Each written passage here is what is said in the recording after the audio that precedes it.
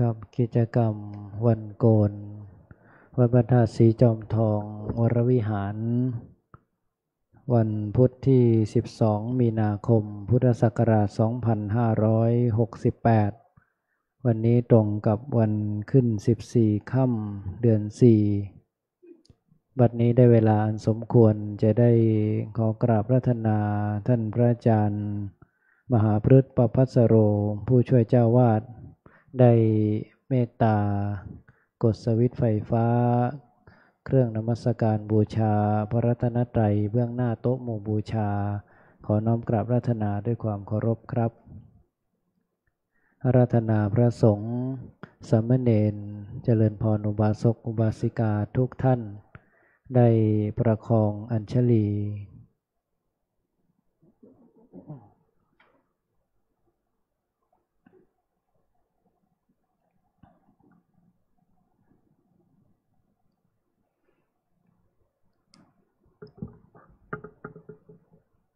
ครับเจริญพรเรียนเชิญตัวแทนอุบาสกอุบาสิกาท่านแม่ชีผ่องพันธ์ล่องทองได้กดสวิตช์ไฟเครื่องทองน้อยเครื่องล่างเพื่อบูชาพระเดชพระคุณหลวงปู่พระพรหมมงคล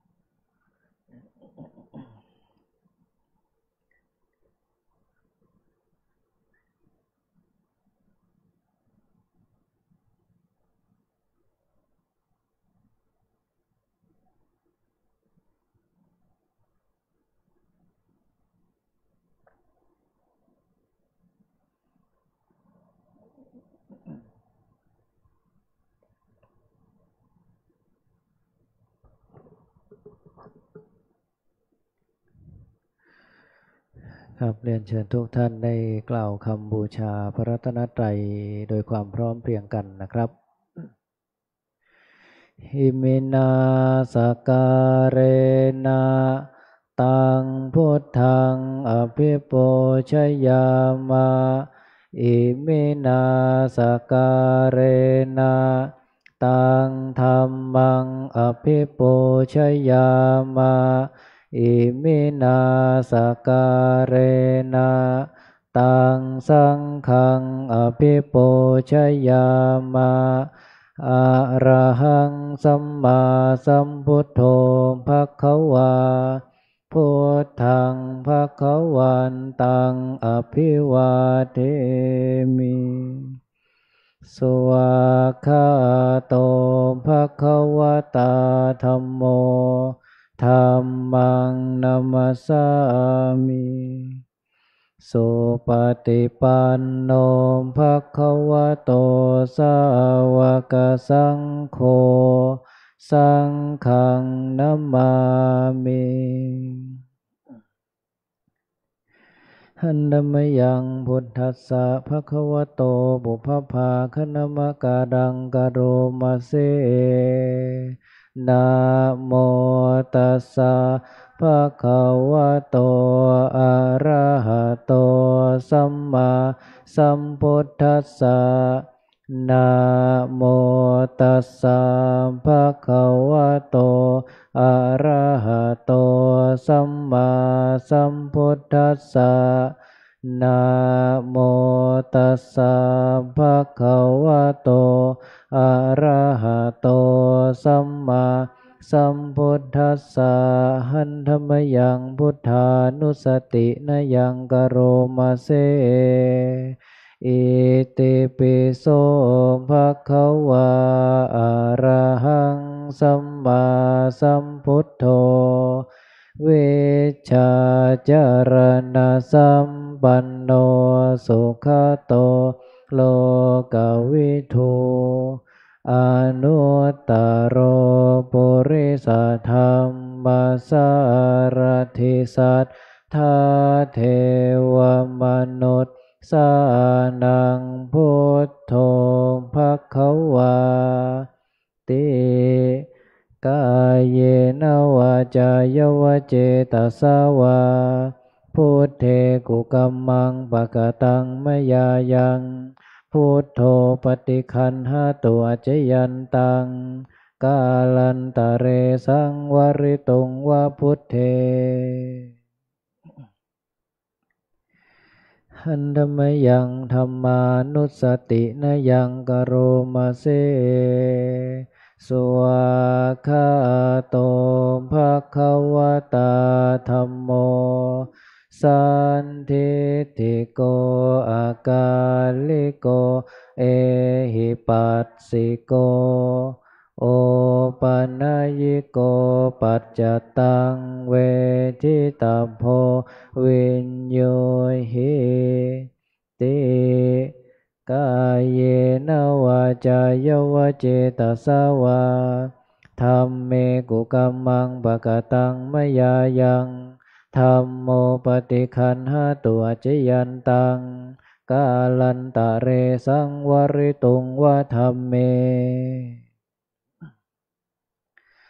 หันธรรมยังสังขานุสตินยังกโรมาเสสุปฏิปันโนภะคะวะโตสาวกสังโฆโอชุปฏิปันโนภะคะวะโตสาวกสังโฆยายาปฏิปันโนภะคะวะโตสาวกสังโฆสามิจิปฏิปันโนภะคะวะโตสาวกสังโฆยาทิทังจตาริปุริสายุคานิอัฏฐปุริสปุคลาเอสะภะคะวะโตสาวกสังโฆอาหุนายโยปาหุนายโยทักขินายโยอัญชลิการณิโยอนุตตรังปุญญเขตังโลกัสสาติกายเยนวาจายวเจตสาวาสังเคกุกัมมังปะกตังมยายังสังโฆปฏิคันหตุอจยันตังกาลันตะเรสังวริตุงวะสังเค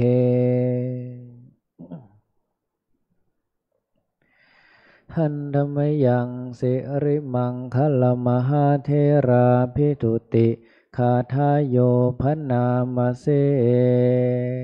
สิริธาตามหาเทโรหิริโกสิริมังคโลมังคโลปายาเมทาวิมังคโลปายาเทสโกคารุธานิยาปาโมโคเสสานุสิตสานายโกโลกานุกรรมปิเมตายาสติปัฏฐานาทารโกสติมาปะมาโตจาตังนามัสสามิสัพพทาติสิริมังคละสมณวิสุทธวงศ์โสภาสง่าองค์ทรงสิริมิวางวายสำรวมยืนเดินนั่งผู้พร้อมพรั่งด้วยละอาย ปัญญาขจรขจายชี้อุบายอันมงคลควรแก่ฐานะครูนำสิทธิรู้ทุกหมู่ชนชาวโลกต่างได้ยนด้วยเมตตาผู้ทรงสติปัฏฐานตลอดกาลทุกเวลาทรงนามสติมาไม่ประมาทองค์อาจงามข้าขอนมัสการประดิษฐานในทุกยามเถระผู้ทรงนามว่าสิริมังคะโลครับก็เจริญพรเรียนเชิญท่านแม่ชีสวนีได้เป็นตัวแทนอุบาสกอุบาสิกาน้อมกดสวิตช์ไฟเทียนส่องธรรมที่ธรรมาสน์เพื่อที่จะได้อาราธนาองค์แสดงพระธรรมเทศนาขึ้นสู่ธรรมาสน์นะครับซึ่งในวันนี้วันโกนขึ้น14ค่ำเดือน4วันพุธที่12มีนาคมพุทธศักราช2568เราท่านทั้งหลายได้รับเมตตาจากท่านพระอาจารย์มหาพฤกษ์ประภัสโรปริยนธรรม7ประโยคผู้ช่วยเจ้าวาดพระลามหลวงพระวิปัสสนาจารย์ประจำสำนักปฏิบัติธรรมประจำจังหวัดเชียงใหม่แห่งที่1จะได้เมตตาให้ธรรมะเป็นทานในภาคค่ำของคืนวันนี้ในโอกาสนี้จะได้ขอน้อมกราบรัตนาท่านพระอาจารย์ได้ขึ้นสู่ธรรมาสน์เพื่อที่จะได้ให้ศีลแก่น้องๆสามเณรรวมไปถึงคณะอุบาสกอุบาสิกาผู้มาประพฤติปฏิบัติธรรมและคณะแม่ชีที่อยู่ประจำสืบต่อไปขอน้อมกราบรัตนาด้วยความเคารพครับ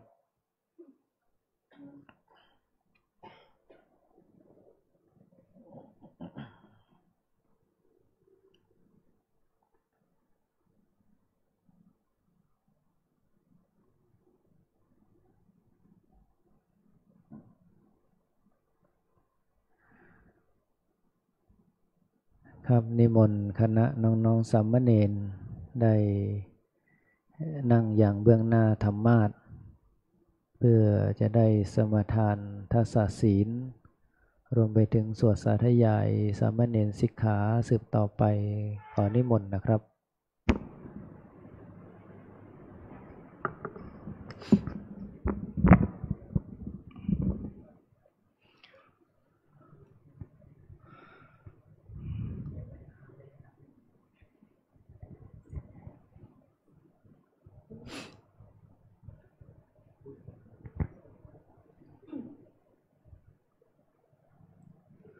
สามเณรทุกรูปกราบพระอาจารย์พร้อมกันนะครับกราบ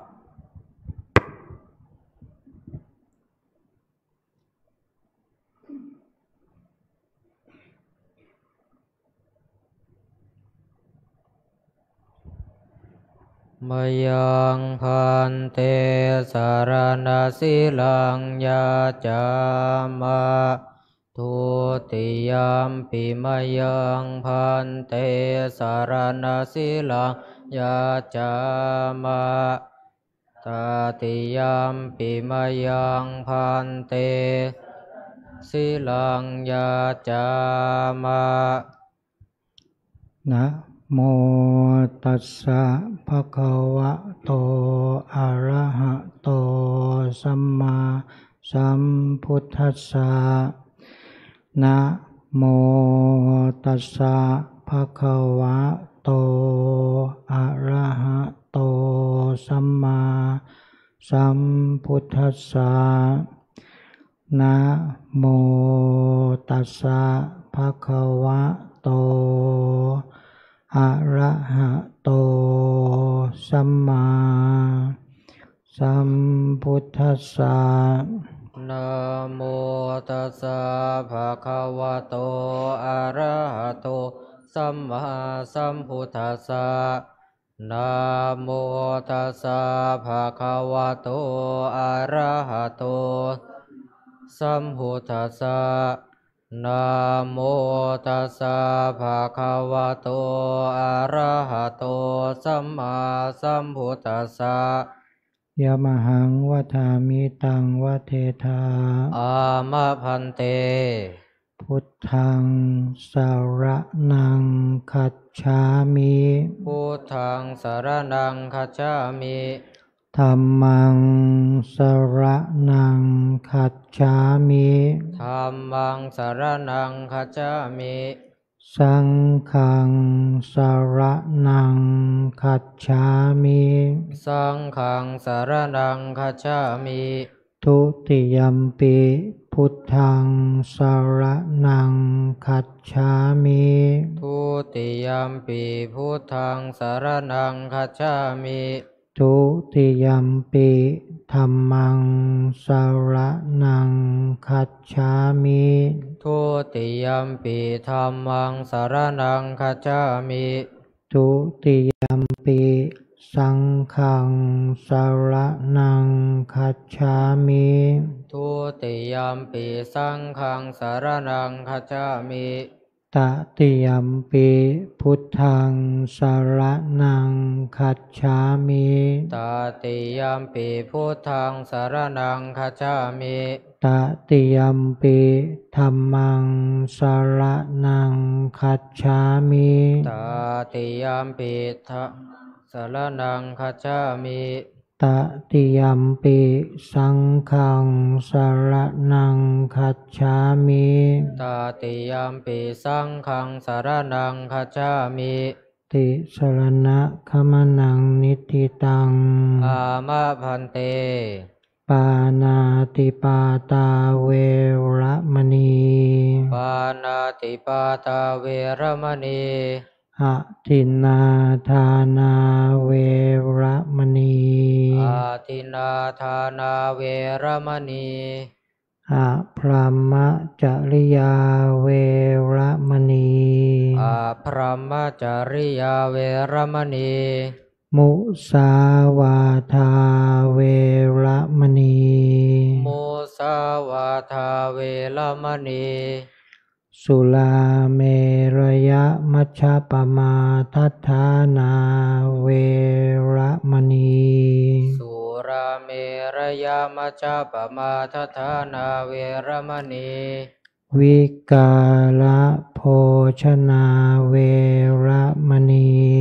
วิกาลโภชนาเวรมณีนัจจคีตวาทิตวิสุกทัสนาเวระมณีนัจจคีตวาทิตาวิสุกทัสนาเวรมณีมาลาคันทะวิเลปนะทารณะมันดนะวิภูสะนัฏฐานาเวระมณีมาลาคันทาวิเลปนาธารณาพันดนาวิภูสนาธานาอุจจาสยนะมหาสยนาเวระมณีอุจจาสยนามหาสยนาเวรมณีชาตรูปะราชตะปฏิกหานาเวระมณีชาตารูปาราชตาปฏิฆหานาเวรมณีอิมานิทัสสสิกขาปทานิสมาธิยามิอิมานิทัสสะสิกขาปทานิสมาธิยามิอิมานิทัสสะสิกขาปทานิสมาธิยามิอิมานิทัสสะสิกขาปทานิสมาธิยามิครับ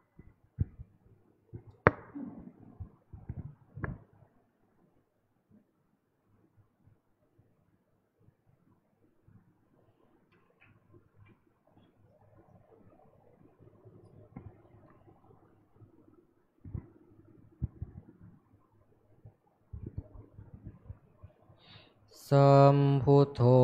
โลเกอุปันโนมหากาลุนิโกมุนีธัมมาจักกังปวัตเตตวะโลเกอปาติวัตติยังโลกัสสะสังขาหังกาตุงจริตวะโลกัจจาลิกังเท ติวิทังโลเกสัทธัมมังสมเทวะปวัตติยังอนุปุเพนะสาวัตถิงปัตตวาเชตวะเนวสังสามเณรานังนิสายจิตังคทานุสิกิตุงอานุญญาสิทธัสสะสิกขาสามเณเลหิสิกิตุงสามเณรนังทัสสังฆังสิกขาปะทังภานามาเส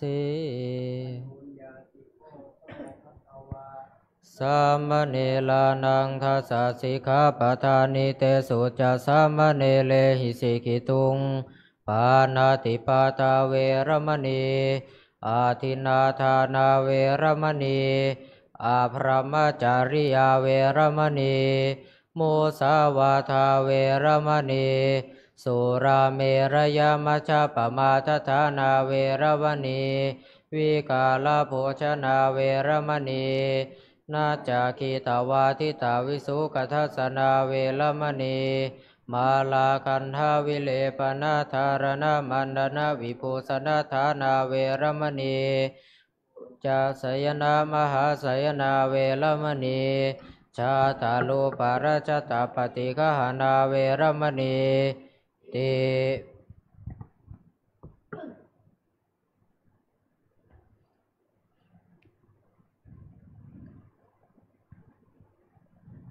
ครับลำดับต่อไปขอเจริญพรเรียนเชิญท่านแม่ชี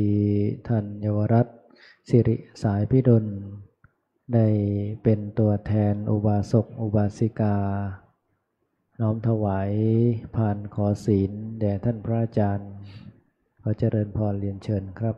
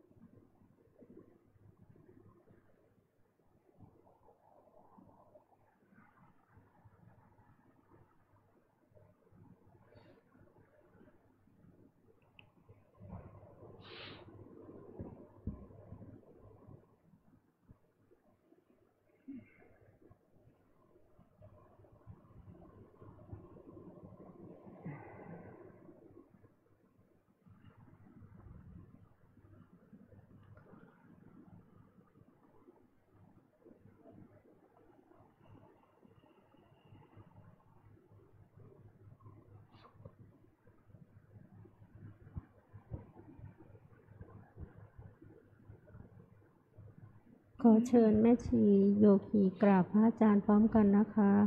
กราบกราบกราบอาราธนาศีลพร้อมกันนะคะมายังพันเต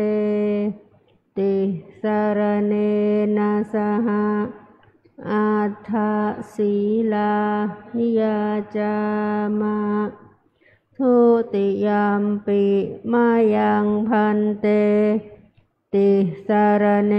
นะสหอัฏฐศีลานิยาจามะตติยัมปิมายังพันเตติสารเนนะสหอัฏฐศีลา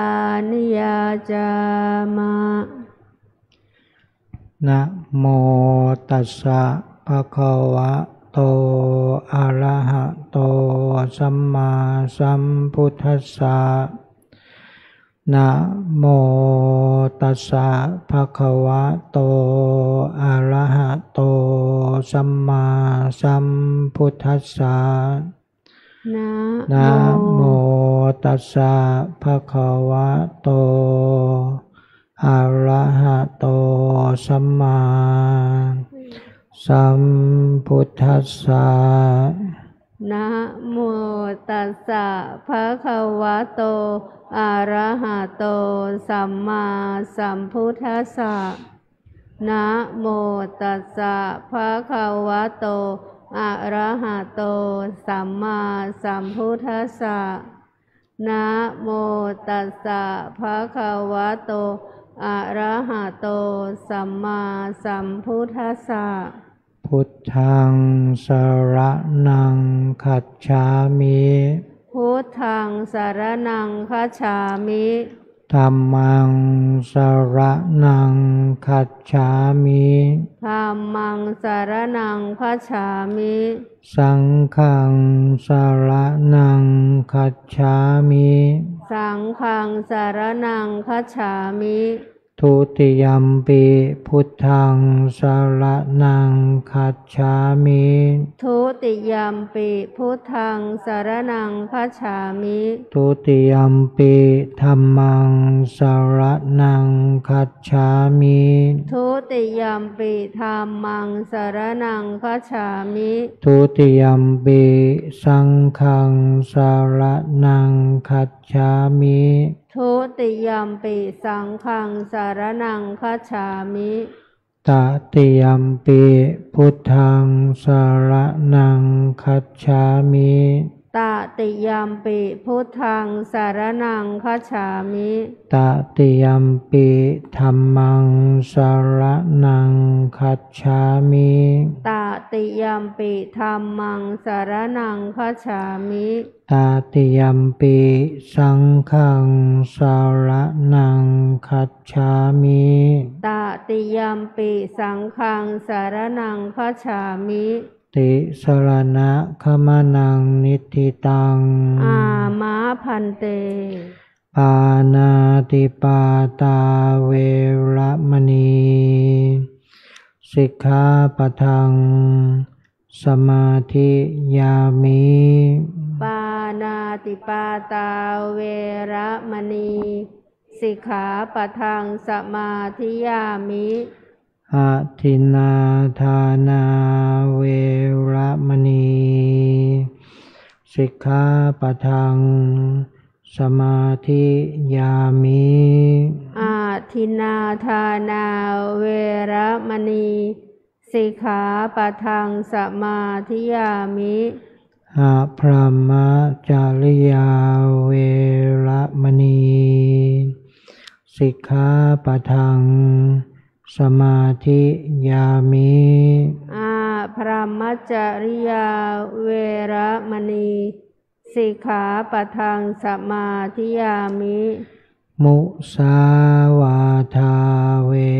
ระมณีสิกขาปะทังสมาธิยามิมุสาวาทาเวระมณีสิกขาปะทังสมาธิยามิสุราเมรยมัชฌัปปมาทัฏฐานาเวระมณีสิกขาปะทังสมาธิยามิสุราเมรยมัชฌัปปมาทัฏฐานาเวระมณีสิกขาปะทังสมาธิยามิวิกาลโภชนาเวระมณีสิกขาปะทังสมาธิยามิวิกาลโภชนาเวระมณีสิกขาปะทังสมาธิยามินัจจาคีตาวาทิตาวิสุกาทัสสนามาลาคันธาวิเลปนะธารณะมันดนะวิภูสานัฏฐานาเวระมณีสิกขาปะทังสมาธิยามินาจะคีตาวาทิตาวิสุกทัสสนะมาลาคันธะวิเลปนะธารณะมันดนะวิภูสนาฐานาเวระมณี สิกขาปะทังสมาธิยามิอุจจาสยนะมหาสยนาเวระมณีสิกขาปะทังสมาธิยามิอุจจาสยนะมหาสยนาเวระมณีสิกขาปะทังสมาธิยามิอิมานิอัตถสิกขาปทานิสมาธิยามิอิมานิอัตถสิกขาปทานิสมาธิยามิอิมานิอัตถสิกขาปทานิสมาธิยามิ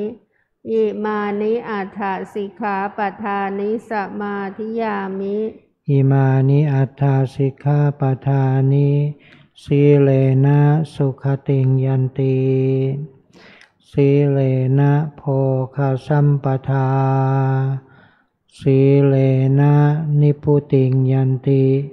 ตัสมาสีลังวิโสทะเยสาธุสาธุสาธุกราบกราบกราบครับเจริญพรเรียนเชิญท่านแม่ชีราศีอินทรวิชัยได้เป็นตัวแทนอุบาสกอุบาสิกาน้อมกดสวิตช์ไฟเครื่องทองน้อยเครื่องบนเพื่อพระเดชพระคุณหลวงปู่พระพรหมมงคลบูชาธรรมให้หลังจากนั้นคณะอุบาสกอุบาสิกาจะได้ร่วมกันกล่าวคำอาราธนาธรรมสืบต่อไปนะครับ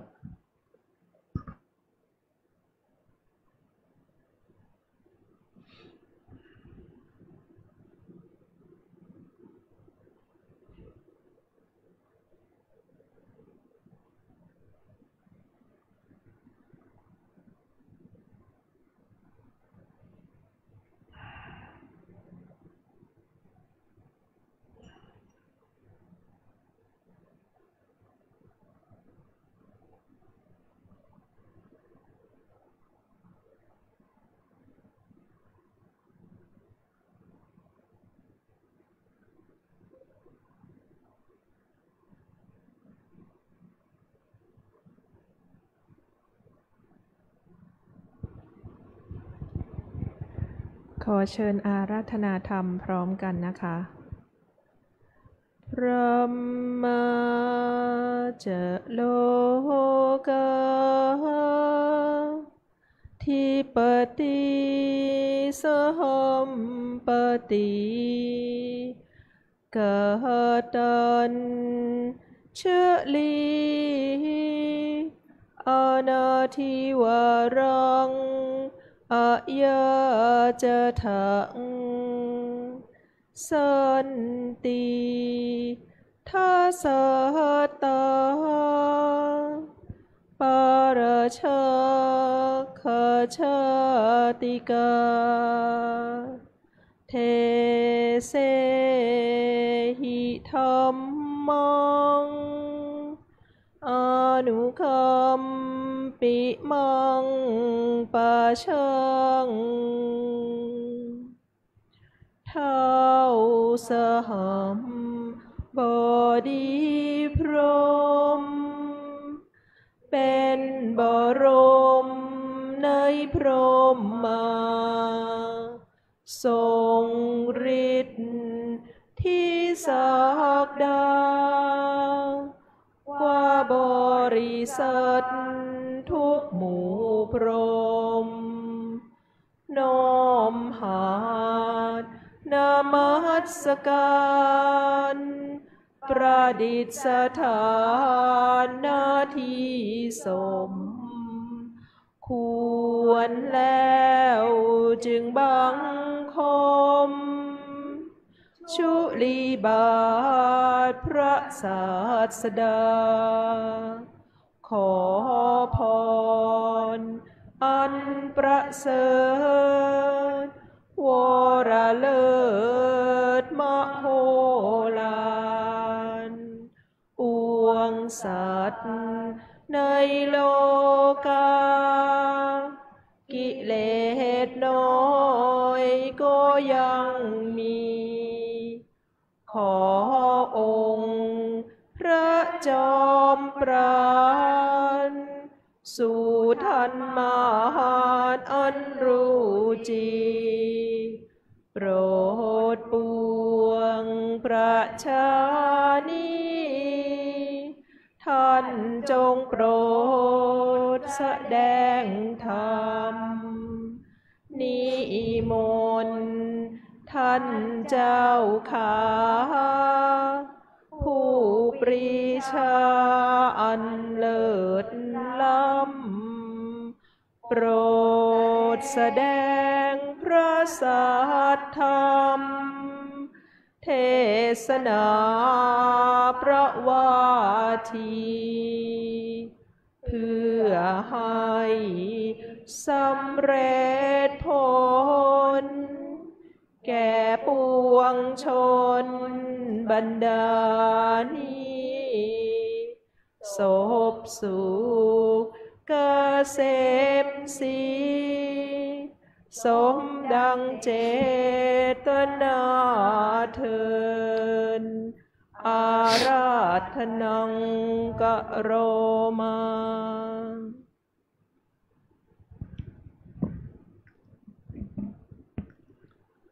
นะโมตัสสะภะคะวะโตอะระหะโตสัมมาสัมพุทธัสสะนะโมตัสสะภะคะวะโตอะระหะโตสัมมาสัมพุทธัสสะนะโมตัสสะภะคะวะโตอะระหะโตสัมมาสัมพุทธัสสะสัพเพธัมมานาลังอภินิเวสายาติณโอกาสบัดนี้จากได้แสดงพระสัทธรรมเทศนาอันเป็นคำสั่งสอนขององค์สมเด็จพระสัมมาสัมพุทธเจ้าเพื่อเฉลิมฉลองศรัทธาความเลื่อมใสให้เกิดแด่คณะภิกษุสามเณรแม่ชีโยคีผู้ปฏิบัติทุกท่านเพื่อให้เกิดสติปัญญาในการปฏิบัติวิปัสสนาสืบต่อไปเจริญรอยตามพระคาถาที่ยกขึ้นนั้นแปลความว่าธรรมทั้งหลายทั้งปวงอันบุคคลไม่ควรยึดมั่นถือมั่น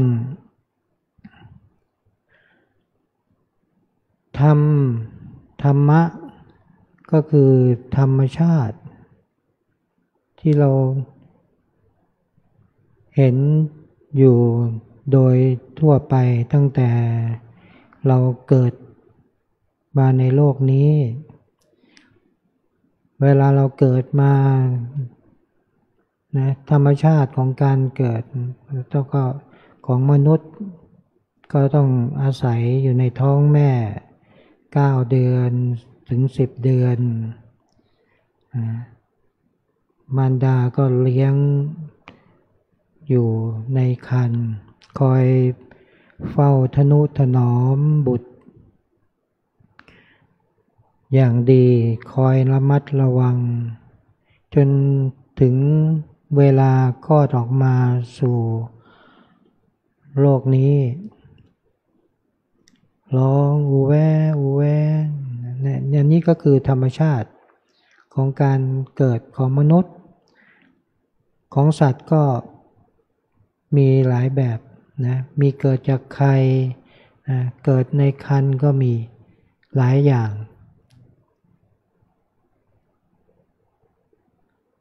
มันเกิดขึ้นโดยที่เป็นของมันอย่างนั้นนั่นเอง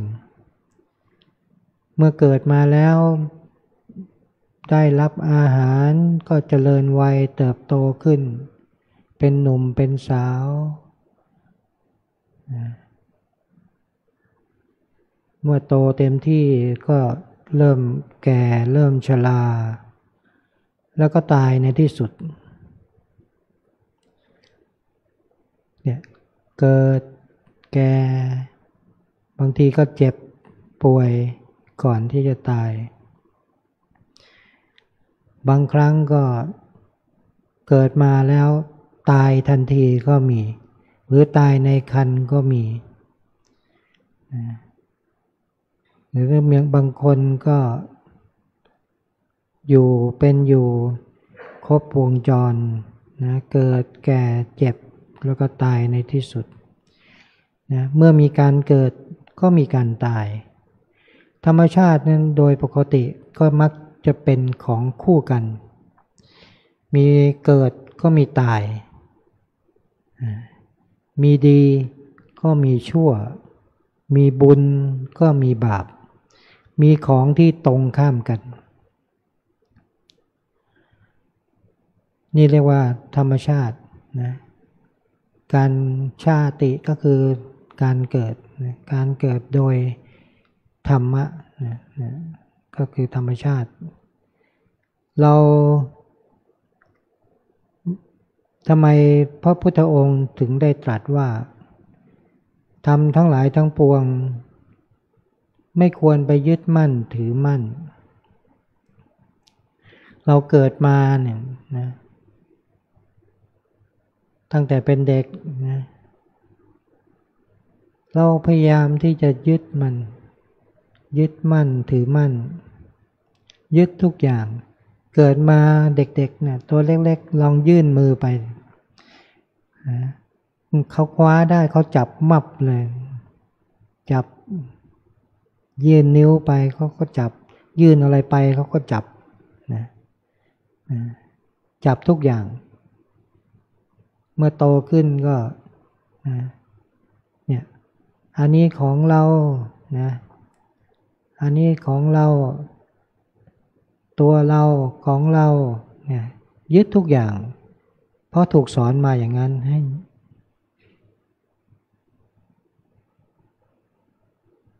ยึดมาตั้งแต่เกิดนะทำอย่างนี้มาเรื่อยจนวันตายก็ยังยึดอยู่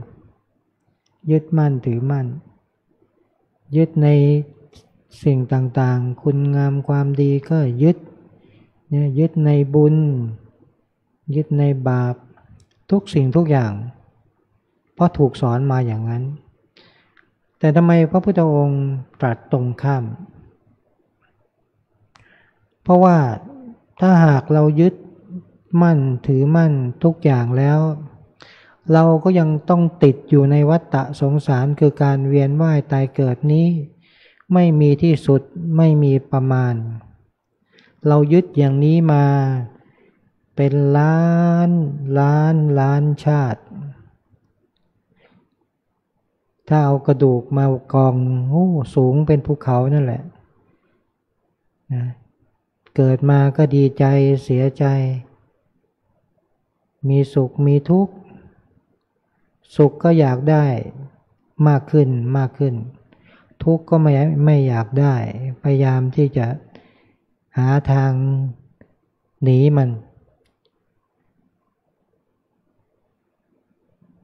เรายึดอยู่อย่างนี้แหละเราถึงติดอยู่ในวัฏฏะสงสารเวลาเสียใจร้องไห้ท่านเอาน้ำตามารวมกันนี่มากกว่าน้ำในมหาสมุทรอีกมากมาย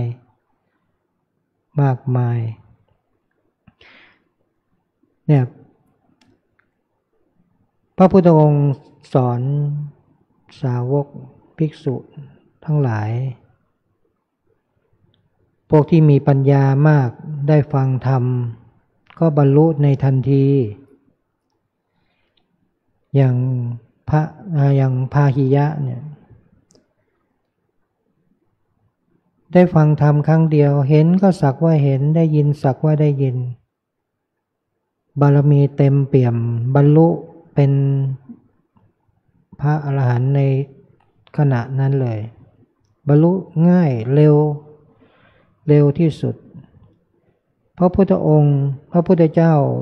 สมณะโคดมเป็นผู้ประกอบด้วยปัญญาบารมีสามารถแสดงธรรมแล้วทำให้บุคคลที่ฟังนั้นบรรลุธรรมในทันทีได้ส่วนใหญ่โดยส่วนใหญ่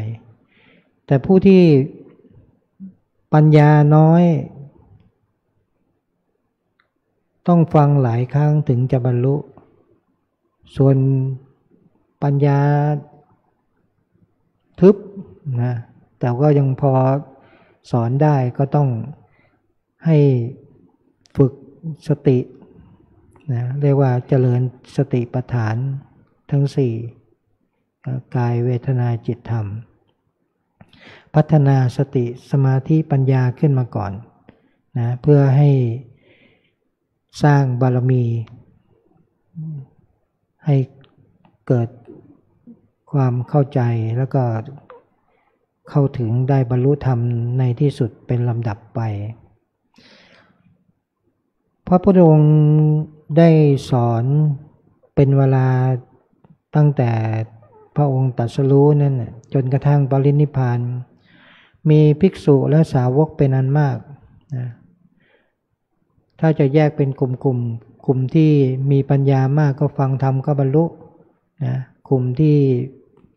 ปัญญาด้อยลงมาก็ฟังหลายครั้งก็บรรลุพวกที่ฟังแล้วไม่บรรลุก็ฝึกปฏิบัติเจริญสติปัฏฐาน4แล้วก็มีกลุ่มหนึ่งก็คือกลุ่มที่ไม่เชื่อนะแม้ฟังก็ไม่เชื่อฟังก็ไม่เกิดศรัทธาเพราะยังสั่งสมบารมีมาน้อยแม้เจอพระพุทธเจ้าก็บางทีฟังแล้วก็หัวเราะฮือๆแล้วก็เดินจากไปนะพวกเราเนี่ยอาจจะเจอพระพุทธเจ้ามามากมายในอดีตแต่ว่าก็ยังไม่สามารถบรรลุธรรมได้ก็เพราะว่ายังบารมีการสั่งสมบารมียังไม่ถึงนะในภพชาติปัจจุบันก็ได้มาพบพระพุทธศาสนาแต่ว่าได้เจริญรอยตามครูบาอาจารย์ที่สั่งสอนสืบต่อกันมาไม่มีโอกาสได้เจอกับพระพุทธเจ้าโดยตรงแต่ก็ยังสามารถที่จะบรรลุธรรมได้มีธรรมะ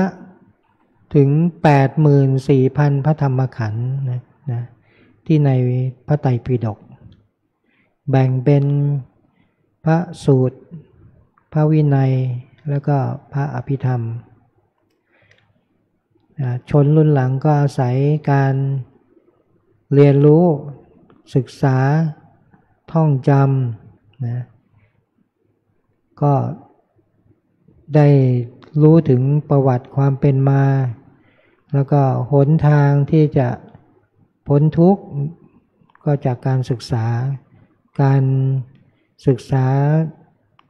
ทั้งด้านปริยัตินะปฏิบัติแล้วก็ปฏิเวทในสมัยนั้นก็มีภิกษุจำนวนหนึ่งได้ถามกับพระองค์ว่าธรรมะทั้งหลายประการมันมากมายเรียนรู้ด้วยเราเป็นผู้มีปัญญาน้อยพระองค์ได้โปรดสรุปสั้นๆคำสอนของพระองค์สั้นๆที่จะสามารถทำให้บรรลุธรรมได้นะเอาหัวใจเลยเอาหัวใจของคำสอนของพระพุทธองค์เลยพระพุทธองค์ก็ได้ตัดคาถาที่ยกขึ้นไว้เนี่ยสัพเพธัมมานาลังอภินิเวสายะธรรมทั้งหลายทั้งปวง อันเธอไม่ควรยึดมั่นถือมั่น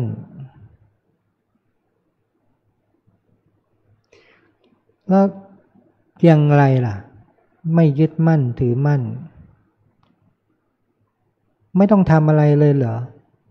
ไม่ใช่อย่างที่กล่าวไว้เบื้องต้นมันมีของคู่สองด้านเหมือนเหรียญหนึ่งนะบุญอยู่ข้างหนึ่งบาปก็อยู่ข้างหนึ่งนะเราลองนึกถึงเหรียญที่มันมีรูตรงกลางนะถ้าเป็นเหรียญไทยก็เป็นเหรียญรุ่นเก่าเหรียญสตังค์หรือถ้าเด็กรุ่นใหม่นี่ก็เอาแบบเป็นโดนัทก็ได้ที่มันมีรูตรงกลางนั่นนะข้างหนึ่งให้สีขาวข้างหนึ่งให้สีดำเลยให้ตรงข้ามกันข้างหนึ่งสีขาวเรียกบุญหรือเรียกความดีข้างหนึ่งเป็นบาปสีดำนะเรียกเป็นความชั่วนะมีพวกหนึ่งก็ชอบทำบุญนะชอบแสวงหาบุญเพราะคิดว่ามันเป็นสิ่งที่ดีเป็นกุศลคนฉลาดเขาทำกันตายแล้วก็จะได้ไปสู่สุคติโลกสวรรค์ส่วนอีกพวกหนึ่งนะไม่ใช่คนขยันนะชอบอะไรที่ง่ายบางทีเบียดเบียนคนอื่น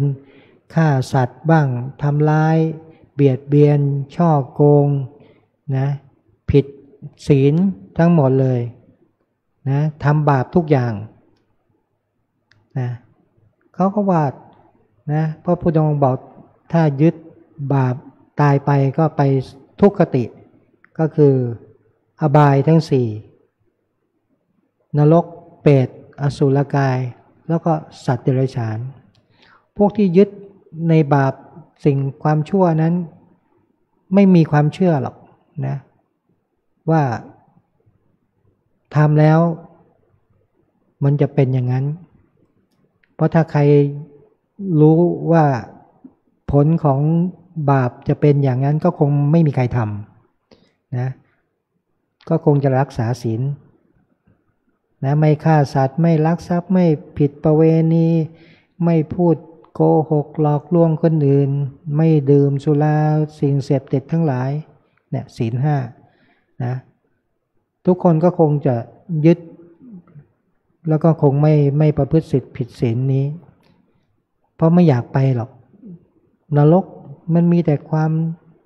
ทรมานทุกข์ทั้งปวงนะเปรตอสุรกายสัตว์เดรัจฉาน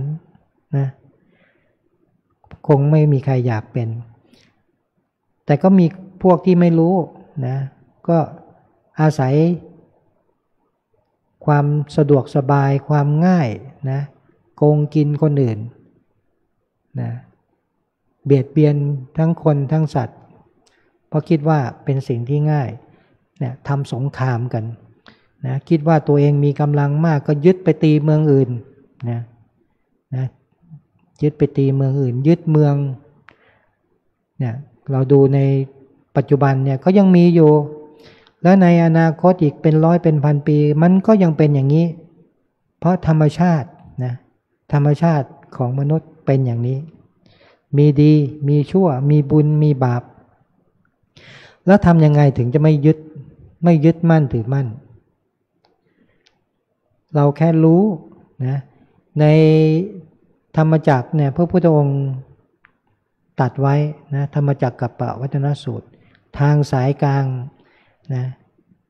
ข้างหนึ่งกามสุขขาริกานุโยคก็คือติดในกามสุขอีกข้างหนึ่งอัตตกิลมัฏฐานุโยค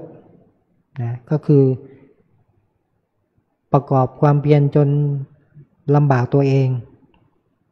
ทั้งสองด้านไม่สามารถบรรลุธรรมได้เอาตรงกลางนะทางสายกลางพระองค์ก็ตัดไว้นะกัตตมาจะสาภิกขเวมัชฌิมาปฏิปทานะเอาแค่สองอย่างก็คือจักขุกรณีกับญาณกรณีจักขุกรณีก็คือแค่ดูนะแค่ดูมันญาณกรณีก็คือแค่รู้มันแค่ดูแล้วก็รู้ไปแค่ดูแล้วก็รู้ไปถ้าเราทำได้อย่างเงี้ยเนี่ย มันเหมือนเราผ่านตรงกลางของโดนัทนั่นแหละไม่ยึดทั้งนั้นเลยบุญก็ไม่เอาบาปก็ไม่เอาดีก็ไม่เอาชั่วก็ไม่เอานะคือไม่ติดทำแต่ไม่ติดแค่ผ่านไปนะจักขุกรณีญาณกรณีแค่ดูแล้วก็รู้เฉยๆนะอย่างที่พาหิยะนั่นเข้าใจเลยนะสักว่าเห็นก็สักว่าเห็นคือหยุดตรงแค่เห็นนะได้ยินก็หยุดตรงแค่ได้ยินไม่ได้ปรุงแต่งต่อไปนะไม่ได้ไปปรุงแต่งต่อว่าอันนี้ดีอันนี้ไม่ดีอันนี้ชอบอันนี้ไม่ชอบนะเนี่ยมันหยุดอยู่ตรงแค่เห็นหนอที่เรากำหนดเนี่ยเห็นหนอหยุดแค่นั้นเห็นเฉยๆอย่างเราได้ยินหนอได้ยินหนอคือหยุดตรงแค่ได้ยินถ้าเราทำได้อย่างเนี้ยอย่างคิดก็คิดหนอคิดหนอถ้าเราทำได้อย่างนี้มันไม่มีนะมันไม่มีคนสัตว์บุคคลตัวตนเราเขาในการเห็นการได้ยินในการคิดนั้นๆมันเป็นอนัตตาคือไม่มีตัวตนเนี่ยตรงนี้แหละคือธรรมชาติถ้าทำได้อย่างนี้เราจะไม่ยึดอะไรทั้งนั้นเลยแค่รู้แล้วก็ผ่านไปรู้แล้วก็ผ่านไปนะที่เรามาฝึกกรรมฐานฝึกสติปัฏฐานเราก็ต้องทำอย่างนี้นะเห็นเนาะได้ยินเนาะนะแต่ส่วนใหญ่แรกๆเราไม่สามารถที่จะรู้เฉยๆได้นะเห็นแล้วมันไปชอบไม่ชอบนะได้ยินก็พอใจไม่พอใจเนี่ยมันปรุงแต่งไปอย่างนั้นปรุงแต่งเป็นอารมณ์ขึ้นมาบางทีก็โกรธขึ้นมาเลยบางทีโกรธในเรื่องของปัจจุบันเห็นไม่พอใจโกรธทะเลาะกันตีกันเนี่ยคนในโลกที่ปัจจุบันมันทะเลาะกันตีกันเพราะมันไม่รู้จักวิธีที่จะทำแบบนี้นะเห็นแล้วไม่พอใจนะชอบก็ไปอยากจะได้อยากจะยึดไว้เป็นของตัวเองนะจะได้มาบางคนเนี่ยไม่มีศีลอยากได้ก็แย่งเอาทำลายกันแย่งเอาปล้นชิงวิ่งราวก็นั่นแหละอันนั้นก็คือคิดว่าทำง่ายนะคิดว่าตัวเองมีกำลังมากกว่าทำร้ายคนที่มีกำลังน้อยกว่านะเนี่ยมนุษย์มันก็สังคมมันก็มีอย่างนี้มีคนดีมีคนชั่วนะแล้วก็มีคนที่มาคอยตัดสินนะมีตำรวจไปคอยจับนะมีศาลคอยตัดสินว่าไอ้คนนี้ทำผิดอย่างนี้จะต้องติดคุกเท่าไหร่จะต้องโดนปรับเท่าไหร่นะเนี่ยมันถึงมีคุกมีตารางนะทั้งที่ความจริงแล้ว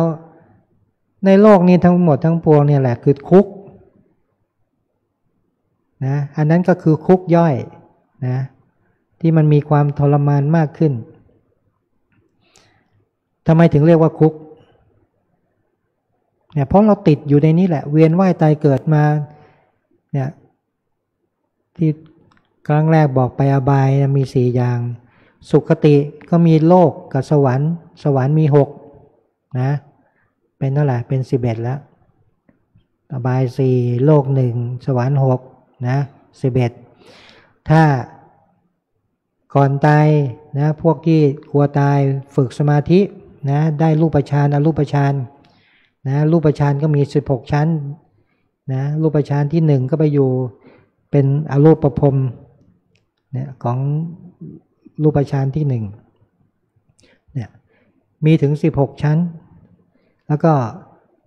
คนที่ฝึกถึงอรูปภพก็มีอยู่4ชั้นเนี่ยทั้งหมด20ชั้นรวมกันแล้วก็31ภพภูมิโอ้พรหมก็มีความทุกข์ของพรหมนะ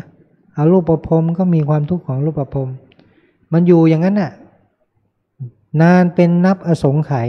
อายุไขยืนยาวแล้วพอหมดอายุก็ต้องกลับมาเกิดใหม่เนี่ยรูปภพบางท่านนะ ตอนที่หมดอายุตกลงมาเป็นสัตว์เดรัจฉานก็มี มันไม่แน่นอนนะตอนไปเป็นอรูปพรหมคิดว่าโอ้เราได้ถึงความสุขความสบายแล้วคิดว่าตรงนั้นสบายนะแต่พุทธเจ้าบอกโอ้เสียดายโอกาสมากต้องไปเสียเวลาอีกเป็นนานนับอสงไขยเหมือนตอนที่พระพุทธเจ้าตรัสรู้ใหม่ๆเนี่ยนึกถึงอาจารย์ที่สอนอรูปฌานที่7อรูปฌานเนี่ยรูปสมาบัติที่7กับสมาบัติที่8นะโอ้พระองค์ตรัสว่าโอ้นัสสะนะอาจารย์เราเรียกว่าสมัยนี้แปลก็คือชิบหายแล้วตัดอย่างนี้เลยนะนัสสะชิบหายถ้าอยู่ต่อได้ฟังธรรมจากเราก็จะบรรลุได้เลยไม่ต้องไปติดอยู่ในอรูปพรหมนานนับอสงไขยเนี่ยพระพุทธองค์สอนอย่างนี้แหละไม่ให้ยึดติดจิตเราเนี่ยนะมันยึดติดทุกอย่างคนโดยทั่วไปเนี่ยนี่ไม่เคยฝึกในโลกนี้เป็นอันมากเวลาเห็นได้ยินก็ชอบไม่ชอบพอใจไม่พอใจเก็บทุกสิ่งทุกอย่างยึดเก็บไว้จิตเป็นตัวเก็บดีก็เก็บไม่ดีก็เก็บนะลองนึกดูแต่โกรธใครยังจำได้อยู่นะบางทีเก็บข้ามภพข้ามชาติมานะเจอกันครั้งแรกโอ้ไอคนนี้เราไม่ชอบขี้หน้ามันเลยนะบางทีนึกอยากจะเข้าไปทำลาย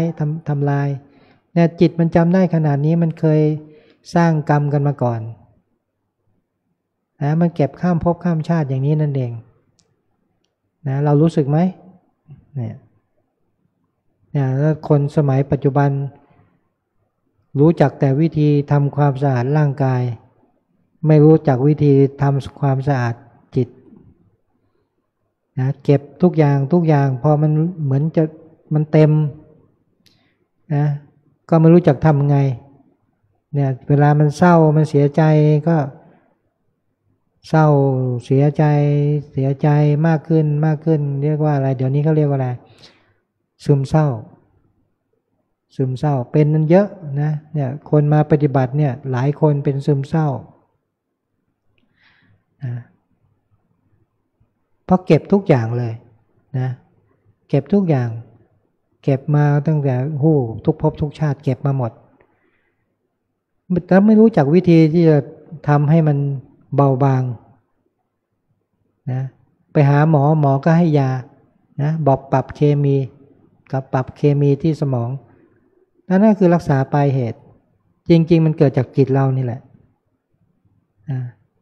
เวลาเรามาปฏิบัตินะเวทนาทางจิตที่มันเกิดอยู่ๆมันเศร้ามันโกรธมันอะไรขึ้นมาในเรื่องเก่าๆเอามาย้ำคิดย้ำทำย้ำเศร้าย้ำโกรธนะให้กำหนดเศร้าก็เศร้าหนอเสียใจหนอโกรธหนอแล้วให้ทิ้งไปกำหนดแล้วทิ้งไปกำหนดแล้วทิ้งไปอย่าเก็บเข้าไปอีกเราทำอย่างนี้บ่อยๆจิตเราจะดีขึ้นเบาบางนะเนี่ยแหละเป็นวิธีที่ทำให้จิตเราพัฒนาขึ้นซึ่งคนทั่วไปก็ไม่รู้นะซึมเศร้าก็ไปหาหมอบางคนกินแล้วก็ง่วงไม่ค่อยอยากกินนะมันก็เป็นมากขึ้นบางคนก็เนี่ยไม่รู้จะหาวิธียังไงมันทุกข์เหลือเกินฆ่าตัวตายก็เยอะนะไปกระโดดน้ำบ้างไปผูกคอตายบ้างนะเพราะว่าคิดว่าเมื่อตายแล้วมันจะพ้นทุกข์แต่ไม่ใช่เลยนะยิ่งก่อภพก่อชาติมากเป็นหลายเท่าคนฆ่าตัวตายนะโอ้ถ้ามีโอกาสเกิดมาเป็นมนุษย์อีกก็ฆ่าตัวตายอีก ทำอย่างนี้ซ้ำไปนะพระพุทธองค์บอก500 ชาตินะคำว่า500นี่คือมากมายนะตกนรกก่อนนะแล้วกว่าจะได้กลับมาเป็นมนุษย์ก็ฆ่าตัวตายอีกแล้วก็ไปตกนรกกลับมาเกิดเป็นมนุษย์ฆ่าตัวตายเนี่ยวัฏฏะสงสารยิ่งยาวไกลแล้วก็ยิ่งระทมทุกข์บางทีฆ่าตัวตายโดยไม่มีสาเหตุนะนึกฆ่าตัวตายเห็นคนอื่นฆ่าบ้างเนี่ยมันเป็นกรรมนะเพราะฉะนั้นอย่าทำนะอย่าทำยิ่งสมัยใหม่นี่มีอะไรไม่ฆ่าเองไปจ้างคนอื่นให้เข้ามาฆ่านั่นก็โง่เหมือนกันนะหรือตั้งชื่อสดิบดีอะไรการลุญยฆาตโอ้ธรรมชาติของเราเนี่ยมันตายทุกคนอยู่แล้วไม่ต้องไปทำมันหรอกไม่ต้องไปทำถ้าทำมันเนี่ยเป็นการต่อภพต่อชาติไปเนี่ยพระพุทธองค์สอนให้เราพ้นไปจากการเวียนว่ายตายเกิดนะเป้าหมายเนี่ยเพราะฉะนั้นเนี่ยถ้าเราไปยึดติดอะไรก็ตามติดยึดแล้วก็ต้องติดแล้วก็ไปไหนไม่ได้อยู่ในวัฏฏะนี่แหละจะหาเบื้องต้นหาไม่เจอเบื้องปลายก็ยังหาไม่เจอเบื้องปลายจะหาเจอก็ต่อเมื่อได้บรรลุเป็นอย่างน้อยโสดาบันก็คือผู้เข้าถึงกระแสพระนิพพานเป็นครั้งแรกนะกระแสพระนิพพานเป็นครั้งแรกบางคนฟังธรรมแล้วก็จิตพลั่วนะเข้าถึงโสดาบันนะในสมัยพุทธองค์ก็มีเป็นอันมากนะฟังธรรมแล้วก็บรรลุเลยอย่างคนแรกที่ฟังธรรมจักรกัปปวัฒนสูตรนะปัญจวัคคีย์นะโกณฑัญญะเมื่อฟังธรรมจักรจบจิตก็เข้าถึงโสดาบันเมื่อฟังธรรมครั้งที่สองอนัตตลักษณสูตรก็บรรลุเป็นพระอรหันต์นะนี่เพราะว่าได้ฟังธรรมโดยตรงจากพระพุทธองค์แล้วก็มีบุญบารมีเต็มเปี่ยมนะเหมือนผลไม้ที่มันแก่เตรียมจะหลุดจากต้นอยู่แล้วนะเพียงได้ฟังธรรมะเท่านั้นก็หลุดพลั่วลงมานะบรรลุธรรมได้เป็นอริยบุคคลได้ทันทีจนกระทั่งหมดภพหมดชาติไม่ต้องกลับมาเวียนว่ายตายเกิดอีกเมื่อตายในภพชาตินี้แล้วก็เข้าสู่พระนิพพานนั่นแหละคือเป้าหมายนะพุทธะคือผู้รู้ผู้ตื่นผู้เบิกบานรู้อะไรรู้ความจริงนะความจริงยังไงทุกสิ่งทุกอย่างไม่เที่ยงนะเกิดดับทุกสิ่งทุกอย่างไม่เที่ยงทุกสิ่งทุกอย่างเป็นทุกข์นะทุกข์ทั้งนั้นพระเจ้าบอกทุกข์ทั้งนั้นไม่ได้บอกว่าอะไรเป็นสุขมีแต่ทุกข์ที่เกิดมีทุกข์ที่ตั้งอยู่มีแต่ทุกข์ที่ดับไปเพราะฉะนั้นเนี่ยอริยสัจประการแรกพระองค์ตัดทุกข์เป็นการประการแรกทุกข์มีไว้ทำไมให้เรียนรู้แล้วก็ให้มันผ่านมันไปได้อย่าไปปฏิเสธนะคนปฏิบัติใหม่ๆเนี่ยโอ้นั่งก็ปวดเดินก็ปวดนะทำไมจะต้องมาทนทุกข์นี่แหละเราต้องเรียนรู้มันนะปวดก็ปวดหนอไปนะเรียนรู้มันเพื่อที่จะผ่านไปได้อยากพ้นทุกข์ต้องเรียนรู้ทุกข์เนี่ยไม่ยึดแล้วก็ทุกสิ่งทุกอย่างทำทั้งปวงนะสัพเพธัมมาอนัตตาทำทั้งปวงเป็นอนัตตาไม่ใช่สัตว์บุคคลตัวตนเราเขาเพราะฉะนั้นเนี่ยสัพเพธัมมานาลังอภินิเวสายะทำทั้งปวงอย่าไปยึดมั่นถือมั่นนี่เองถ้าเข้าใจตรงเนี้ยจิตมันตื่นจิตมันรู้จิตมันตื่นจิตมันจะเบิกบานขึ้นมาทันทีมันจะพัวมันจะโพ่งขึ้นมาเลย นะมันถูกปลุกด้วยธรรมะเนี่ยพระเจ้าใช้วิธีนี้แสดงธรรมเพื่อปลุกจิตดั้งเดิมของคนที่ฟังเนี่ยแหละให้ตื่นขึ้นมาเป็นผู้ตื่นเป็นผู้รู้เนี่ยแล้วมันก็จะเบิกบานด้วยตัวของมันเองเวลามันตื่นขึ้นมาโอ้มันจะรู้ความจริงนะว่าโอ้มันโง่มานานนะ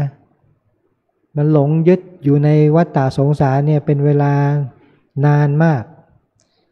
เพราะความอยากรู้นะความเมื่อมันอยากรู้มันถูกความไม่รู้ครอบงำนะอวิชชาครอบงำอยู่มันถึงมันไม่ตื่นมันถึงตอนเนี้ยจิตมันเหมือนมันหลับอยู่จิตเดิมเนี่ยจิตดั้งเดิมจิตที่เราใช้อยู่ตอนปัจจุบันเนี่ยมันเป็นจิตที่อยู่ภายนอกนะคิดก็คิดเยอะฟุ้งซ่านรำคาญอารมณ์ต่างๆมากมายวุ่นวายคนในโลกนี้ถึงวุ่นวายเพราะจิตที่มันถูกอวิชชาปรุงแต่งนะอย่างพระพุทธเจ้าตรัสไว้ในปฏิจจสมุปบาทเนี่ยนะเอาแค่2อันเบื้องต้นอวิชชาปัจจยาสังขาราสังขารปัจจยาวิญญาณังเนี่ยเอาแค่3ตัวเนี่ยเมื่อไม่รู้นะมันก็จะปรุงแต่งสังขารนี่คือการปรุงแต่งไปตัววิญญาณเนี่ยคือตัวรู้นะตัวรู้ที่ผ่านการปรุงแต่งมาจะคิดว่าถูกต้องไหมมันเป็นความจริงไหมไม่ใช่เพราะมันถูกปรุงแต่งมาจากสังขารเวลาเราปฏิบัติเนี่ยที่เราเห็นหนอได้ยินหนอคิดหนอทำไมต้องกำหนดเพื่อฝึกให้รู้ก่อนที่มันจะปรุงแต่งเห็นหนอเนี่ยถามว่าบางคนถามต้องกำหนดเหรอถ้าสติสมาธิปัญญามีกำลังนะมีความชำนาญไม่ต้องกำหนดก็ได้เพราะโดยธรรมชาติมันก็เห็นก็รู้ว่าเห็นจะไม่ต้องกำหนดเห็นหนอต้องฝึกไงฝึกก่อนเพราะอะไรเมื่อเราเห็นเราก็ปรุงโดยอัตโนมัติเพราะมันไอตัวความไม่รู้เนี่ยมันหลอกเราไม่รู้เท่าทันมันหรอกถ้าเรารู้เท่าทันมัน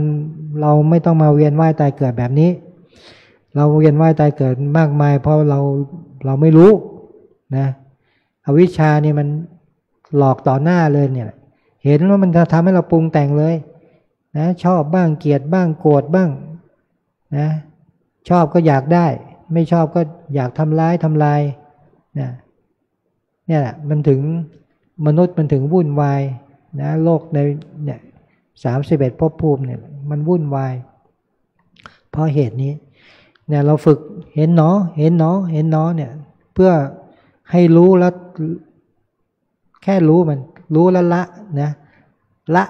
ก็คือก่อนที่มันจะปรุงแต่งไปอันนี้คือสเต็ปที่1นะส่วนใหญ่ทำกันไม่ทันเราผู้ปฏิบัติใหม่ๆนะไม่ทันบางทีก็เห็นหนอแต่ว่าจิตมันปรุงแต่งไปแล้วมันสักว่าพูดไปเฉยๆนะสักว่าพูดมันไม่ใช่กำหนดสติมันไม่มีกำลังสตินั้นมันเหมือนเบรกเนี่ยนะเบรกมันยังไม่ดีมันก็ถลายปั๊บกลายเป็นอารมณ์อยู่อีกนะเป็นอารมณ์อยู่มันก็ยังทุกข์อยู่นะเห็นแล้วไม่ชอบโอ้ทำไมเขาทำอย่างนู้นเขาทำอย่างนี้มันคิดไปต่างๆนานานะเนี่ยคนปฏิบัติทำไมทำอย่างนี้ไม่เห็นจะดีเลยนะมันคิดไปอย่างนี้แล้วมันไม่ใช่แค่เห็นหนอแล้วมันปรุงแต่งคิดไปนะโอ้ทำไมเขาเบียดเบียนเราทำไมเขาทำร้ายเรานี่ทำไมเขาปฏิบัติแล้วเขาไม่เห็นดีเลยเนี่ยเขายังตีกันทะเลาะกันวุ่นวายอยู่ทำไมคนปฏิบัติเป็นอย่างนี้เนี่ยไปดูคนอื่นเป็นอย่างนั้นไปนะแทนที่จะแค่เห็นหนอได้ยินหนอคิดหนอนะมันไม่ทันหรอกมันปรุงแต่งไปเนี่ยแค่นี้มันก็ทุกข์มากมายแล้วนะเพราะว่ามันยึดไงว่า เป็นตัวเราของเราเป็นตัวเราของเราทุกอย่างแหละถ้าใครมาเอาของเราเนี่ยโอ้ไม่ได้ต้องแย่งคืนเขาเอาไปก็ต้องไปแย่งคืนนะแต่มันยึดอย่างนี้นั่นเองแม้กระทั่งกายเราเนี่ยแหละนะปัจจุบันเนี่ยพยายามปรุงแต่งเสริมนะไม่ให้มันแก่ก็ให้มันแก่ช้าหาอย่างอื่นทำมันพยายามฝืนธรรมชาตินะแต่ฝืนไม่ได้หรอกนะมันเป็นไปตามกลไกของธรรมชาติมันตายไปเอาไปได้ไหมตายไปก็ต้องทิ้งไว้นะถ้าจิตยังไม่ตื่นจิตดวงเนี้ยมันก็ไปหาร่างใหม่นะ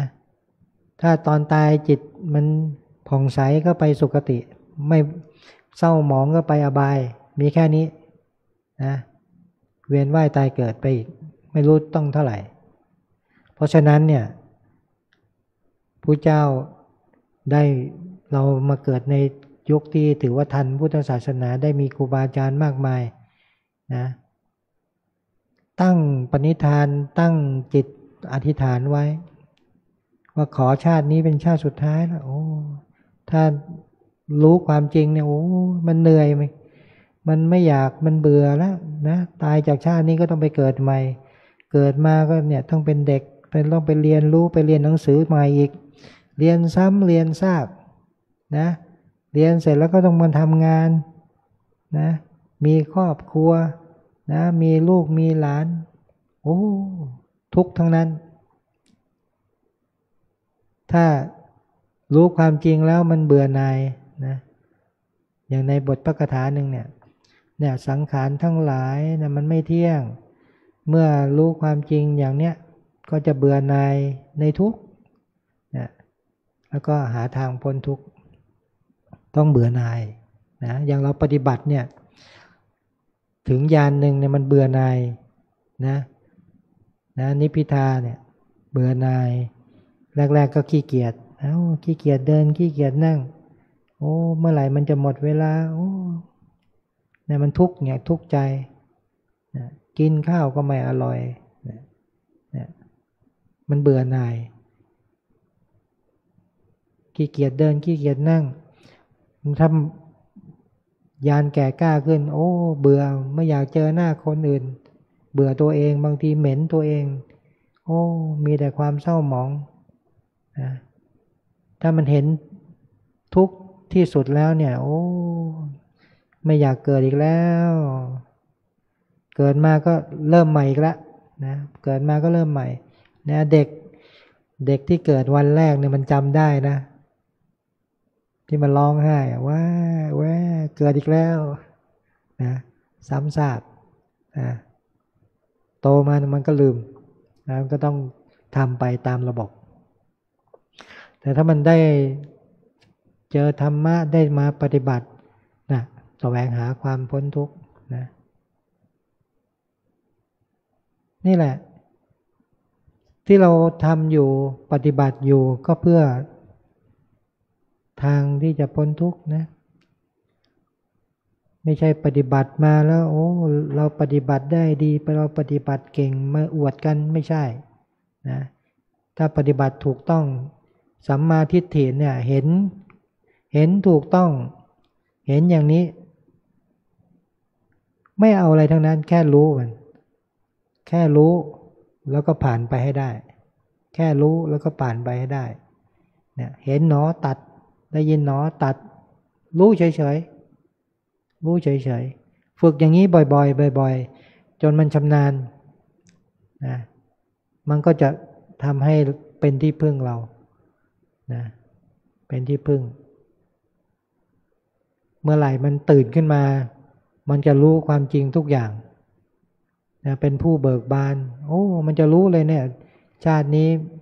จบแล้วนะไม่เอาอะไรอีกแล้วนะเหลือรอตายเท่านั้นเองตายก็เข้านิพพานแต่ถ้ามันยังไม่จบยังไม่ตื่นโอ้พระเจ้าเลยเนี่ยก่อนพระพุทธองค์จะปรินิพพานเนี่ยยังตัดคำสั่งเสียสุดท้ายไว้นะอย่าประมาทภิกษุทั้งหลายอย่าประมาทนะ จงทำที่สุดแห่งทุกข์ให้ถึงพร้อมเถิดนะนี่เองเป็นอะไรที่พระพุทธองค์นะพระพุทธเจ้าทุกๆพระองค์เฝ้าเพียรบำเพ็ญสร้างบารมีมาเพื่อที่จะมาตรัสรู้ได้มาสอนทุกๆคนถ้าไม่ใช่พระพุทธเจ้าไม่มีสิทธิ์ที่จะสอนอย่างนี้นะอนิจจังกับทุกขังเนี่ยสามารถรู้ได้นะแต่ตัวอนัตตาเนี่ยมันละเอียดนะเนี่ยมันไม่ใช่ตัวเราไม่ใช่ของเราใครจะไปเชื่อถ้าคนไม่ได้ปฏิบัติเนี่ยใครจะไปเชื่อเนี่ยก็ตัวเราของเราเนี่ยมันเกิดมาตั้งแต่เด็กแต่อ้อนแต่ออกก็โตมาเรื่อยแล้วตอนนี้มันก็ยังเป็นอยู่แต่ถ้าคนปฏิบัติก็จะเข้าใจนะเวลามันปวดมันเจ็บมันปวดเราบังคับบัญชามันได้ไหมไม่ได้นะปวดมันก็ปวดอยากให้มันหายมันก็ไม่หายนะถ้าเป็นของเราเราต้องบังคับบัญชามันได้นะเวลามันจะป่วยมันขออนุญาตเราไหมมันนึกจะป่วยวันไหนมันป่วยทันทีเลยเราอยากป่วยไหมไม่อยากเนี่ยมันขออนุญาตเราไหมไม่มันเป็นของเราไหมเนี่ยแหละถ้าคนมีปัญญาก็จะเข้าใจเนี่ยอ๋อมันเป็นอย่างนี้มันไม่ใช่ของเราแล้วเราจะยึดมันทำไมนะเราจะยึดมันทำไมกายของเราอันนี้คือกายนะมันไม่ใช่ของเราไอ้ตัวจิตเนี่ยจิตนี่ก็เหมือนกันยึดว่าเป็นจิตของเราถ้ามันตื่นขึ้นมามันจะคืนสู่ธรรมชาติมันก็ไม่เป็นมันไม่มีตัวตนของเราเหมือนกันเพราะความยึดนี่แหละมันทำให้เราต้องเวียนว่ายตายเกิดเพราะฉะนั้นตัวร้ายที่สุดก็คือตัวจิตของเรานี่เองเมื่อจิตรู้จิตตื่นขึ้นมามันก็จะไม่เอาอะไรอีกแล้วมันจะไม่เอาอะไรอีกแล้วมันจะไม่ไปเกิดอีกแล้วมันคืนสู่ธรรมชาติเท่านั้นเองอวิชชาสลายไปเมื่อไหร่เราก็จะรู้ความเป็นจริงเนี่ยเราฝึกไปอย่างนี้เนี่ยฝึกไปนะแค่รู้รู้เฉยๆรู้เฉยๆฝึกไปทุกวันนะโดยความไม่ประมาทนะเนี่ยอย่างบางคนเนี่ยโอ้เฝ้าเรียนเฝ้าศึกษานะอย่างมีพี่น้อง2 คนมาบวชในพุทธศาสนาเนี่ยสมัยก่อนเนี่ยตามประเพณีของชมพูทวีปคนท้องเวลาใกล้คลอดก็จะเดินทางไปคลอดที่บ้านเกิดนะบางทีไปตอนท้องมันแก่มากนะเดินทางก็ไกลไปคลอดกลางทางนะคลอดลูกคนหนึ่งก็ตั้งชื่อว่ามหาปันถกแปลว่าถนนนะไอ้ถนนใหญ่นะมหาปันถกพออีกคนหนึ่ง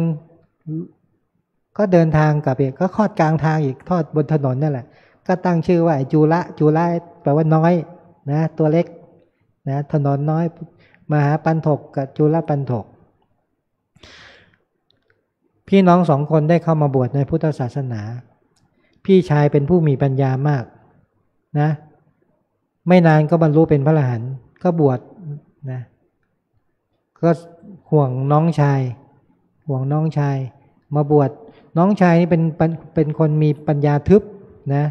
เพราะอดีตชาติเคยไปดูถูกปัญญาของพระโพธิสัตว์หรือนะว่าไปดูถูกสมณะว่าโอ้ยสมณะหัวโล้นไม่มีอะไรหรอกเนี่ยดูถูกแค่นี้เกิดมาชาตินี้ก็คือโง่เรียนอะไรก็ไม่ได้นะพี่ชายบอกเนี่ยในพรรษาให้ท่องคาถาสักคาถาหนึ่งสั้นๆนะยังทีบอกสัพพีติโยวิวัชชันตุเนี่ยสั้นๆท่องไม่ได้3 เดือนก็ท่องไม่ได้พี่ชายขนาดเป็นพระอรหันต์แล้วนะสอนน้องสอนไม่ได้นะไล่เลยไปคาถาเดียวก็ท่องไม่ได้ไปเถอะไปอยู่เป็นกลับไปอยู่ไป เป็นฆราวาสน้องชายก็เสียใจโอ้ยังไงเนี่ยเราเป็นคนปัญญาทึบเองเราจะทำยังไงพระพุทธเจ้าบวชให้นะไหนๆจะไปจะศึกก็ไปลาพระเจ้าหน่อยพระเจ้าบอกมาทำอะไรจะศึกทำไมบอกเนี่ยผมปัญญาทึบเนี่ยคาถาเดียวยังท่องไม่ได้เลยพี่ชายบอกให้ศึกไปเถอะไปใช้ชีวิตข้างนอกพระเจ้าตรวจสอบโดยพยานนะจุลปันถกเคยไปดูถูกปัญญาผู้อื่นไว้ก็เลยมีปัญญาทึบแต่ก็ยังมีบุญบารมีอยู่นะชาติหนึ่งเคยเกิดเป็นถึงกษัตริย์เป็นจักรพรรดิเหมือนกันนะมีบุญบารมีที่เห็นความอนิจจังคือความไม่เที่ยงก็เลยเอาตรงเนี้ยมอบผ้าขาวให้ผืนหนึ่งท่องคาถาสั้นๆนะละโชหารนังละโชหารนังท่องไปก็ลูบไปท่องไปก็ลูบไปเนี่ยวันนั้นนะมีในวัดเนี่ยไม่มีใครอยู่เขาพากันไปฉันเพลข้างนอกหมดจุลปันถกเป็นคนที่ท่องอะไรไม่ได้เขาเลยไม่ให้ไปให้เฝ้าวัดนะก็เลยท่องอยู่นะละโชหารนังละโชหารนังเนี่ยท่องไปก็ลูบไปกลับมามองอีกทีผ้าขาวๆกลายเป็นผ้าดำอุปนิสัยมันผุดขึ้นมาเห็นถึงความไม่เที่ยงตะกี้ยังขาวตอนนี้กลายเป็นดำไปแล้วมันเปลี่ยนแปลงแค่นั้นบรรลุเลยบรรลุเป็นพระอรหันต์เลยง่ายอย่างนั้นนะพอบรรลุเป็นพระอรหันต์แล้วกรรมที่เคยทำไว้มันก็เป็นอโหสิกรรมไปเป็นผู้มีอภิญญานะสามารถทำเสกให้เป็นหลายคนได้นะเป็นมีอภิญญา6เนี่ยง่ายๆอย่างเงี้ยแหละนะผู้เจ้าเป็นผู้มีประกอบด้วยปัญญาบารมีสามารถรู้ว่าบุคคลนี้ควรสอนอย่างไรแล้วถึงเข้าถึงจะบรรลุนะแล้วก็ต้องถูกเวลาด้วยนะไม่ใช่ว่าจะไปสอนได้ตลอดเวลาเนี่ยยังจะไปสอนใครพระเจ้าจะนั่งเนี่ยช่วงก่อนที่จะเช้าเนี่ยพระเจ้าจะตรวจสอบนะในพระข่ายนะในยานเนี่ยข่ายคือพระยานเนี่ยว่าวันนี้ใครจะมีบุญบารมีที่จะฟังธรรมแล้วบรรลุบ้างเนี่ยจะตรวจสอบก่อนแล้วก็จะเดินทางไปสอนแต่ละคนสอนไม่เหมือนกันหรอกนะอย่างบางคนเนี่ยเธอมาจากไหนแล้วจะไปไหนนะคนตอบก็บอกไม่รู้นะมาจากไหนก็ไม่รู้คนหนึ่งก็บอกไม่ได้มาจากบ้านเหรอไม่ใช่เพราะพระพุทธองค์คงไม่ได้ถามอย่างนั้นเนี่ยถาม2ปัญหาแค่นี้บรรลุเป็นโสดาบันก็มีนะพระพุทธองค์เป็นผู้สร้างเนี่ยเวลาเทศนาเนี่ยมีปาฏิหาริย์นะทำให้คนบรรลุธรรมได้อย่างพวกเราเนี่ยถ้ามันถูกจริตนะมันก็บรรลุได้เหมือนกันนะถ้าฟังธรรมแต่ก็ต้องไม่ประมาทปฏิบัติไปด้วยนะปฏิบัติไปด้วยปฏิบัติโดยถูกต้องนะมีสัมมาทิฏฐิแค่รู้มันทุกสิ่งทุกอย่างเห็นก็แค่เห็นได้ยินก็ได้ยินเนี่ยฝึกไปอย่างเงี้ยนะแล้วมันก็จะไม่ยึดติดคือมันตัดก่อนที่จะยึดตัดก่อนที่จะปรุงแต่งนะถ้าใครเข้าใจอย่างนี้เรียกว่ามีสัมมาทิฏฐิเมื่อมีสัมมาทิฏฐิแล้วโอกาสที่จะบรรลุธรรมก็เป็นไปได้ 100%นี่เองเป็นที่มานะสัพเพธัมมานารังอภินิเวสายะธรรมทั้งหลายทั้งปวงไม่บุคคลไม่ควรยึดมั่นถือมั่น นะเพราะว่ามัน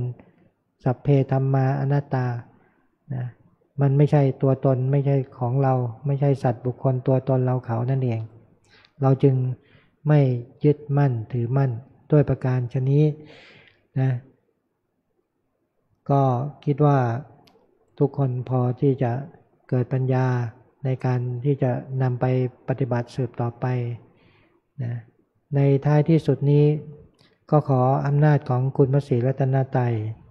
บารมีของครูบาอาจารย์มีพระเดชพระคุณพระพรหมมงคลหลวงปู่ทองสิริมังคโลเป็นต้นจงเป็นตบะเดชะเป็นพลวะปัจจัยให้ผู้ปฏิบัติธรรมทุกท่านทั้งภิกษุสงฆ์สามเณรแม่ชีโยคีทั้งหลายได้เข้าถึงซึ่งมรรคผลนิพพานในการไม่ช้าไม่นานด้วยกันทุกคนทุกท่านแสดงพระสัทธรรมเทศนามาก็พอเห็นว่าพอสมควรแก่เวลาจึงขอยุติลงคงไว้แต่เพียงเท่านี้เอวังก็มีด้วยประการราชนี้หันธมยังสาธุกรังกโรมาเซสาธุสาธุสาธุอาหังพุทธันจะธัมมัญจะสังฆัญจะสารนังคตาอุปาสิกตังเทเสสิงภิกขุสังฆสะสัมมุขา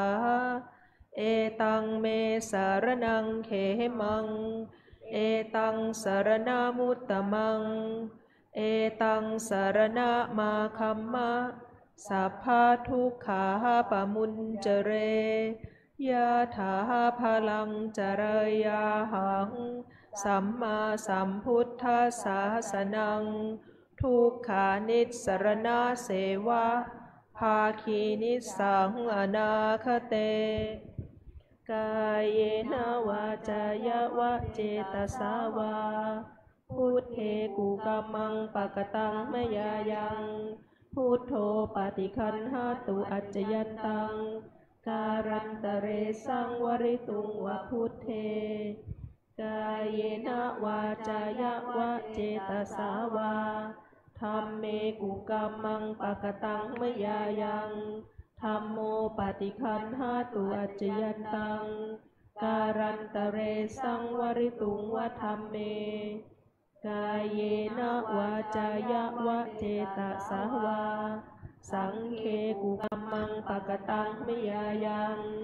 สังโฆปฏิคันหาตุอัจจยันตังการันตเรสังวริตุงวสังเคครับเจริญพรเรียนเชิญท่านแม่ชีวรธาได้เป็นตัวแทนอุบาสกอุบาสิกาเฮาน้อมถวายไทยธรรมบูชาธรรมแด่ท่านพระอาจารย์ขอเจริญพรเรียนเชิญครับ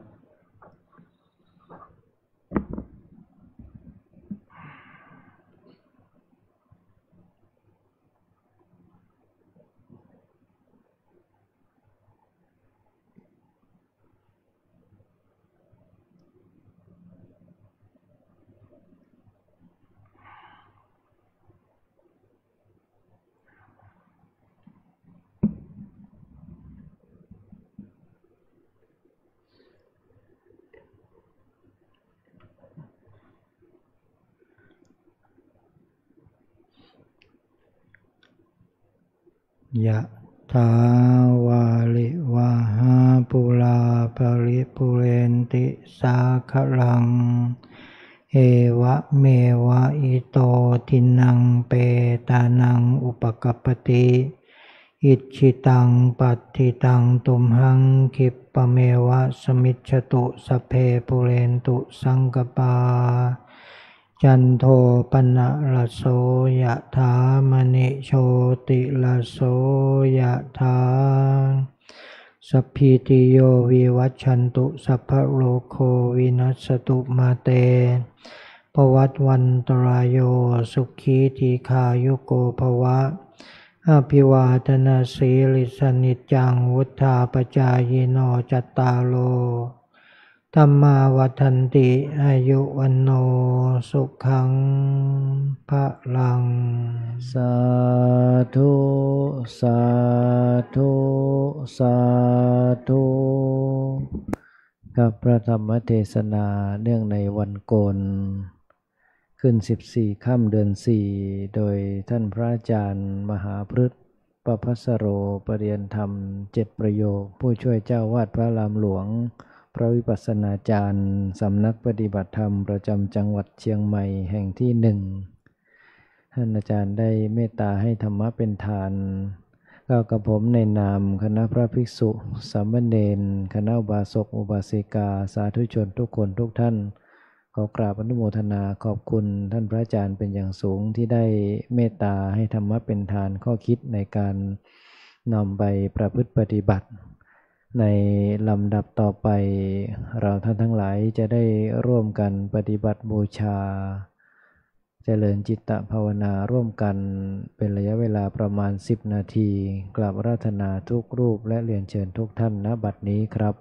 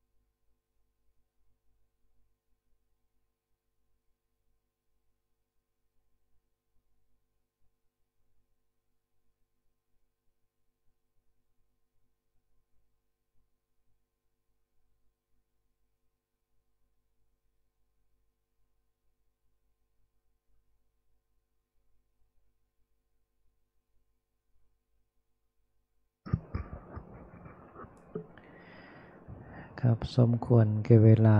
จะได้กล่าวคำกรวดน้ำแบบพื้นเมืองล้านนาร่วมกันนะครับหิตังทานากัมมังเนปานาปัจจยโยโหตุโนเนจังหิตังศีลากัมมังเนปานาจยโยโหตุโนเนจังอิทังภาวนากัมมังเนปานาจยโยโหตุโนเนจังยังกินจิกุสาลังกัตตพังกัมมังสัพเพหิกาเตหิกาตังปุญญังอนุโมทันโตสุนันโตพนโตเยเตวะอาสัมมิงฐานเนอาทิคาตาทียุกาสัทธาโหนตุสัมภาสัตตานังสุขีตานังบาริหารันตุมาตาปิตาสุขิตาโหนตุทุกขามุจจันตุสัมเพยติกาสุขิตาโหนตุทุกขามุจจันตุสัมเพอายาติกาสุขิตาโหนตุทุกขามุจจันตุสัมเพปิสาสัมเพยัคขาสัมเพเปตาสุขิตาโหนตุทุกขามุจจันตุสัมเพนัคขตาสุขิตาโหนตุทุกขามุจจันตุสัมเพเทวาสุขิตาโหนตุทุกขาปะมุจจันตุสัมเพอาจาชายาสุขิตาโหนตุทุกขาปะมุจจันตุสัมภาสัมปัตนังสามิชันตุโววันธามิพุทธังสัพพังเมโตสังฆามาเมพันเตวันธามิธัมมังสัพพังเมโตสังฆามาธาเมพันเตวันธามิสังฆังสัพพังเมธรรมะธรรมเมพันเตวันธรรมเมกุโลปัจจาจาริเยสัพพังเมสังฆามาธรรมเมพันเตวันธรรมเมกัมมัฏฐานังสัพพังเมโตสังฆามาเมพันเตวันธรรมเมอาราเมพัทธสีมายังสัพพังเมโตสังฆามาเมพันเตวันธามิเจติยังสัมพังสัมปทานเนสุปาจิตาสาลีลาธาโตมหาโพธิงพุทธรูปังสักกาลังสัทธานาคาโลเกเทวาพระมาโลเกชัมพูทิเปลังกาทิเปสาลีลาธาตุโยเกสาธาโยอะระหันตธาตุโยเจติยังคันธากุติงจตุราสิติสหเสธัมมะขันเทสัพเพสังปาทะเจติยังอาหังวันธามิสัพพะโสกราบ